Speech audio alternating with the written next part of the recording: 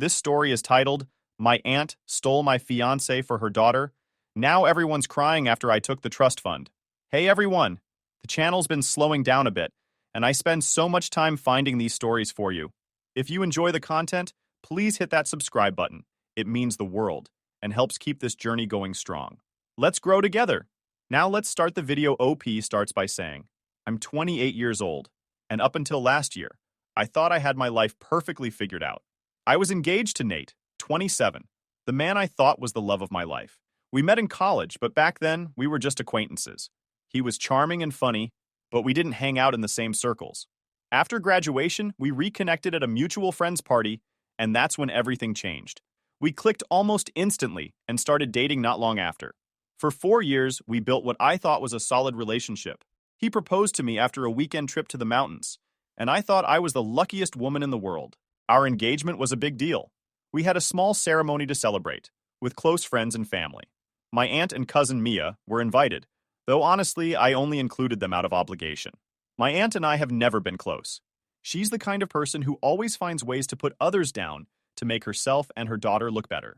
Mia is 4 years younger than me, and admittedly very pretty, but she's also about as intelligent as a brick. My aunt, though, has always acted like Mia is the golden child, constantly comparing us in ridiculous ways. Once, she actually compared Mia's 8th grade report card to my 12th grade one and declared Mia better academically because her grades were marginally better than mine in middle school. The fact that I graduated high school with honors and went on to college apparently didn't matter. Despite our rocky relationship, I didn't think much about my aunt or Mia attending the engagement. They were family after all, and Nate seemed to charm everyone there, including my aunt. She wouldn't stop gushing over him, saying things like, "Oh, he's so handsome, and look at how successful he is. You really hit the jackpot, didn't you?" At the time, I thought she was just being her usual over-the-top self, but looking back now, I see that it wasn't just admiration. It was something else entirely. Fast forward a few months, and Nate and I were planning our wedding for October. I had to leave for a summer program in the UK, but everything was set to go. We'd picked a venue, started working on a guest list, and even put down deposits on some of the vendors. Nate seemed supportive of my trip, though looking back, I wonder if he was just pretending. While I was abroad, we stayed in touch through calls and texts, but after the first couple of weeks, something shifted. He started making excuses for why he couldn't talk. Things like being swamped with work or just too tired. I assumed the distance was taking a toll, but I figured we could get through it. After all, we weren't a new couple. We had years of trust and love behind us. At least that's what I thought. About a month into my trip, our conversations became shorter and less frequent. I asked him if everything was okay, and he brushed it off, saying he was just stressed. Then, a week before my program ended, he completely stopped responding. I called, texted, and even emailed him, but there was no reply. At first, I was worried. Maybe something had happened at work, or he was dealing with some personal issue he wasn't ready to talk about. But as the days went by, I started to feel like something was seriously wrong. Still, I told myself we'd work it out when I got home. When I returned, I went straight to my apartment, hoping to find a message from him. Instead, I found my aunt waiting at my door. She handed me a printed wedding invitation. Yes, an actual printed invitation, in the age of emails, and told me that Nate was marrying Mia. At first, I thought it was some kind of twisted joke. I even laughed nervously and asked her what she was talking about. But her smug expression told me she wasn't kidding. "I'm so sorry, dear," she said, though she didn't sound sorry at all. "I know this must be hard for you, but you have to understand. When people fall out of love, it's no one's fault." I stared at her, trying to process what she was saying. Nate and I had been planning a wedding just weeks ago, and now he was marrying my cousin? It didn't make any sense. My aunt must have noticed my confusion because she quickly filled in the gaps. She explained in excruciating detail how Nate had been lonely while I was away and had turned to Mia for comfort. She made it sound like some romantic fairy tale, describing how Nate had confessed his love for Mia over coffee and proposed to her like an old-school gentleman. Her words felt like knives, each one cutting deeper than the last. I couldn't believe what I was hearing. Then came the insults, disguised as concern. "You can't blame Mia, dear," she said, her voice dripping with fake sympathy. "You know how beautiful she is. It's not her fault Nate fell for her. Maybe you should have thought twice before going to the UK. Long distance can be so hard on a relationship." She even had the audacity to suggest that I should be happy for them, saying, "At least he'll still be part of the family." I was too stunned to respond. I wanted to scream at her, to tell her to get out of my sight, but the words wouldn't come. I just stood there, tears streaming down my face as she continued her cruel monologue. Finally, I managed to tell her to leave, though my voice was shaky and weak. She smirked, patted my shoulder like I was some pitiful child, and said, "Don't be discouraged, dear. I'm sure you'll find someone else. Maybe an older, divorced man who's looking for a second chance at love." After she left, I collapsed on my couch and cried harder than I ever had in my life. I felt humiliated, betrayed, and completely shattered. Nate, the man I had loved and trusted, had not only cheated on me but had done so with my own cousin. And my aunt, who had always looked down on me, had taken delight in rubbing it in my face. I didn't know how I was going to move forward, but one thing was clear. I couldn't stay in this city, surrounded by people who would forever remind me of what I'd lost. After that humiliating visit from my aunt, I spent the next few days in a haze. I barely ate, slept, or did anything other than replay the whole situation in my head. How could this have happened?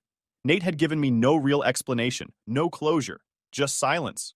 I had thought we were building a life together, but apparently he had been planning a life with someone else.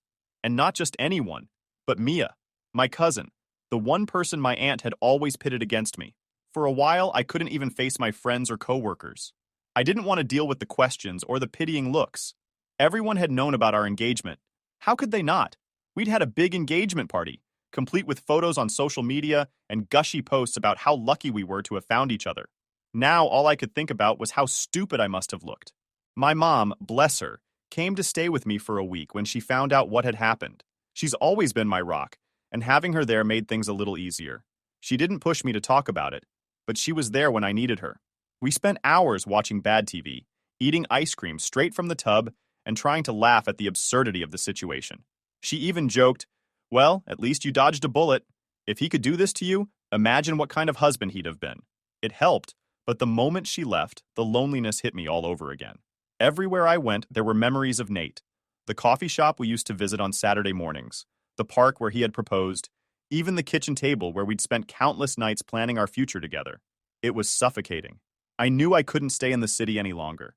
I needed a fresh start, somewhere far away from all the reminders of what I'd lost. I started applying for jobs abroad, something I had thought about doing before Nate came into my life. Within a few weeks, I landed a promising position in Leeds, UK. It wasn't just a job. It was an opportunity to rebuild my life from the ground up. I packed up my apartment, said goodbye to my mom, and boarded a plane with a mix of fear and hope. Moving to a new city, let alone a new country, was terrifying at first. I didn't know anyone, and for the first few weeks, I felt completely out of place. But as the days turned into weeks, I started to find my footing. My co-workers were welcoming, and the work kept me busy. I threw myself into my new job, staying late and volunteering for extra projects just to keep my mind occupied. Slowly but surely, the ache in my chest began to fade.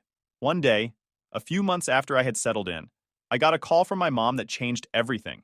She sounded almost giddy as she told me about a recent family gathering. Apparently, my aunt had been bragging about Nate and Mia's upcoming wedding, going on and on about how perfect they were together. But then, someone asked what Nate did for a living. My mom, knowing full well that Nate had quit his job to pursue his passion for writing, decided to stay quiet and let my aunt handle the question. My aunt, thinking Nate was still employed, confidently told everyone he was working in finance. Well, it didn't take long for someone to spill the beans. Another relative chimed in, saying, "Oh, I thought he quit his job last year. Isn't he trying to become a writer now?" My mom said my aunt's face turned beet red as she stammered through an excuse about how writing is such a noble profession. But the damage was done. My aunt realized she had married Mia off to someone who didn't even have a stable income. I couldn't stop laughing as my mom recounted the story. For the first time in months, I felt like I had the upper hand. My aunt, who had always looked down on me, had been so blinded by Nate's charm that she didn't even bother to look beneath the surface. Now she was stuck with a son-in-law who couldn't pay the bills, and Mia, who had never worked a day in her life, had to take a part-time job as a receptionist just to keep them afloat. Hearing this was like a balm for my wounded pride. I had spent so long feeling like the loser in this situation, but now I could see that I was better off without Nate. Sure, I had lost someone I loved, but what had they gained? A broke writer and a life built on lies. But the best part? My mom told me that Nate and I still had a joint trust fund. Back when we were engaged, we had started saving for our future together. I was the one who managed our finances, so I had full access to it. After everything that happened, I had completely forgotten about it. Now it felt like a gift. I wasted no time liquidating the account, transferring the money to my own savings. Sure, 20% of it technically belonged to Nate, but after everything I had spent supporting him, covering his rent, his groceries, even his creative expenses when he quit his job, I figured it was more than fair. I knew Nate would eventually come looking for the money. He was too arrogant to think I'd actually do something like that. But for the first time in months, I felt like I had taken back control. I wasn't the victim anymore. If Nate and Mia wanted to build a life together, they could do it without me, or my money. For months, I settled into my new life in Leeds, working hard and focusing on myself. I hadn't thought much about Nate or my family back home, at least not until Christmas rolled around. That's when the drama found its way back to me. It started with Nate showing up at my mom's house. I wasn't home for the holidays. I had decided to spend Christmas in Leeds and keep my distance. But that didn't stop him. According to my mom, he knocked on her door looking for me and demanded to talk about the trust fund. My mom wasn't sure what he was talking about until he started ranting about how I had stolen his money. She quickly shut him down, saying, if my daughter took anything, she had every right to. But Nate wasn't having it. He kept insisting that the trust fund was our money and that I was obligated to give him his share. When my mom told me about this later, I could practically hear her rolling her eyes over the phone. I wasn't surprised that Nate had come sniffing around. He had always been good at playing the victim, and this was just another example of him trying to manipulate the situation to his advantage. What did surprise me was how bold he was. Did he really think he could cheat on me, marry my cousin, and then come back asking for money like nothing had happened? A few days after Christmas, Nate decided to email me directly. His tone was desperate, almost pathetic. He claimed he was on the verge of being evicted and needed the trust fund money to pay off his overdue rent. He even had the audacity to say that I was being petty by withholding the money. You don't understand how hard things have been for me and Mia, he wrote, as if I was supposed to care about their struggles after what they had done to me. I ignored the email. But Nate, being Nate, didn't stop there. He sent another email a few days later, this time trying a different tactic. He apologized for how things had ended between us and admitted he had made mistakes. He said he regretted hurting me and hoped we could find a way to move past it. But of course, the real purpose of the email was clear. He wanted the money. He even tried to guilt me by saying, I thought you would be more understanding considering everything we shared. It was laughable. Understanding? After he humiliated me and destroyed our relationship? Not a chance. Still, I decided to reply. Not because I owed him anything, but because I wanted to make one thing clear. I told him that the trust fund was gone and that he had no right to it. Consider it repayment for all the money I spent supporting you while you were busy chasing your dreams, I wrote. Then I blocked him. But of course, it didn't end there. A few weeks later, my aunt and Mia showed up at my mom's house, demanding to speak to me. Apparently, Nate had told them about the trust fund, and now they were all up in arms over the fact that I had liquidated it. My mom called me after they left, barely able to contain her laughter. Your aunt was furious, she said. She actually had the nerve to say you ruined Nate's life. According to my mom, Mia was in tears, saying that I had sabotaged their future. She claimed they were on the verge of homelessness and begged my mom to convince me to give Nate his share of the money. My mom, being the amazing woman she is, told them to leave and never come back. If Mia is so successful, as your aunt keeps claiming, then why can't she support her husband? She asked them. But the real kicker came when my dad got involved.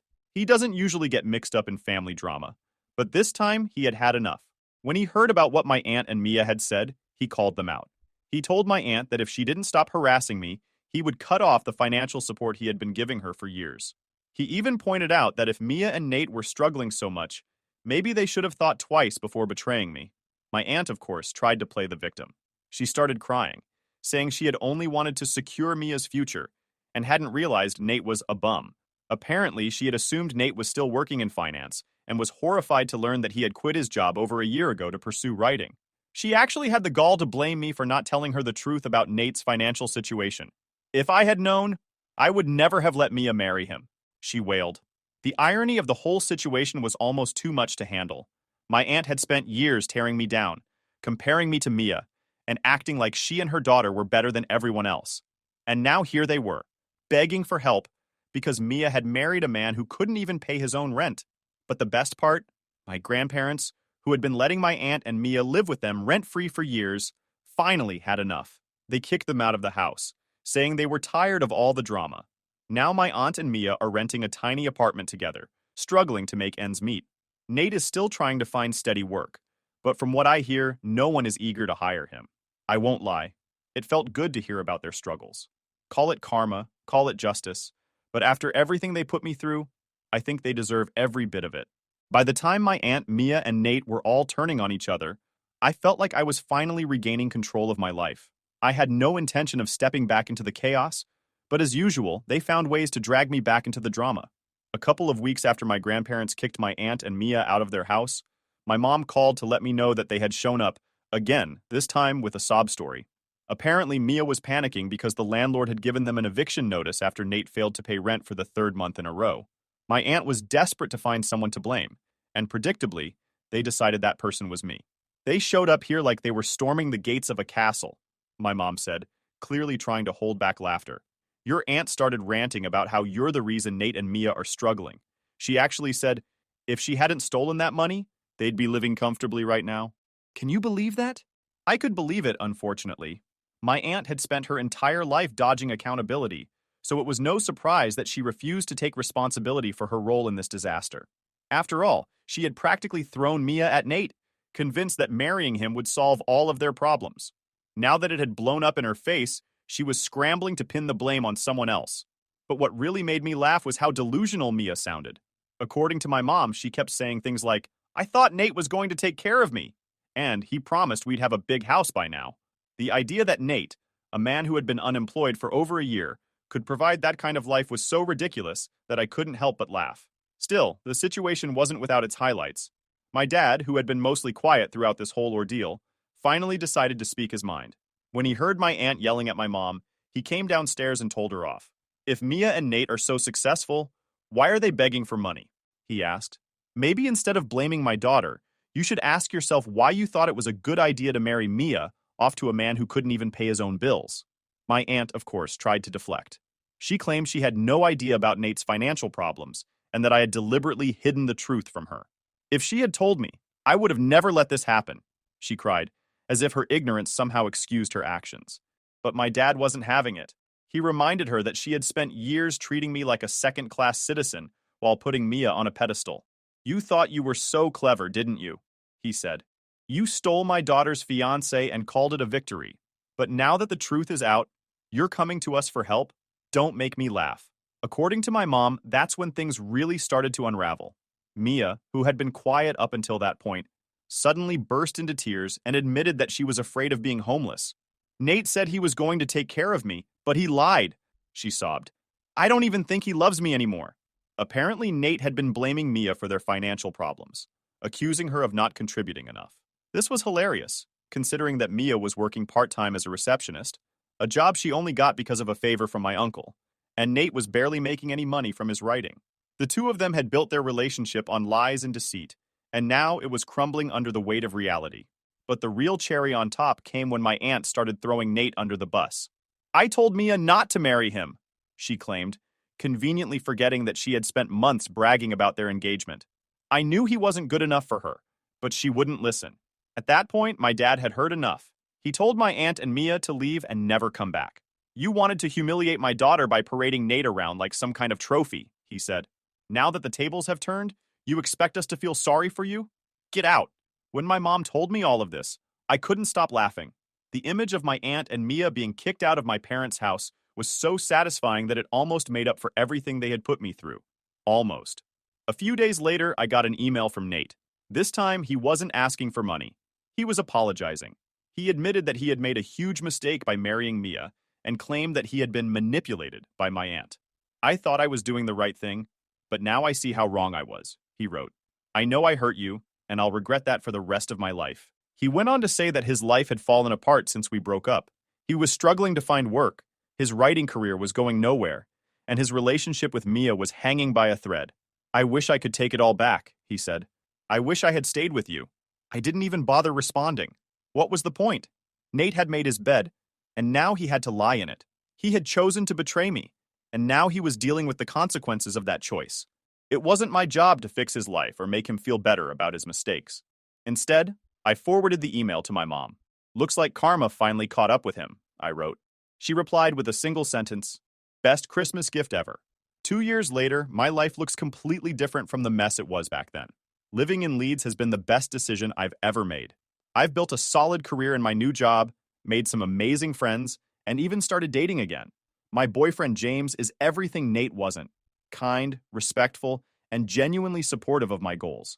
For the first time in years, I feel like I'm in a healthy, loving relationship, and I couldn't be happier. But as for Nate, Mia, and my aunt, let's just say karma has been working overtime. Shortly after the eviction debacle, my grandparents completely cut off my aunt financially. For years, she had been living off their generosity, letting them pay her bills and give her a roof over her head, while she did nothing to contribute. But after seeing how she manipulated Nate into marrying Mia, they decided enough was enough. They kicked her out, and she's been struggling ever since. Mia, on the other hand, has been stuck in a toxic marriage with Nate. From what I've heard through the family grapevine, their relationship went downhill fast. Nate blames Mia for their financial problems, claiming she tricked him into thinking she could support him while he pursued his writing career. Meanwhile, Mia is furious with Nate for lying about his income and failing to provide the lifestyle she thought she was marrying into. They argue constantly, and several relatives have told me they wouldn't be surprised if they divorced soon. And then there's Nate. Oh, Nate. The last I heard, he finally gave up on his writing dream and took a low-paying job in customer service just to make ends meet. He's miserable, of course, and spends most of his time complaining about how unfair life has been to him. Apparently, he still blames me for stealing the trust fund money, even though I've made it clear that I don't owe him a single penny. A few months ago, he sent me another email.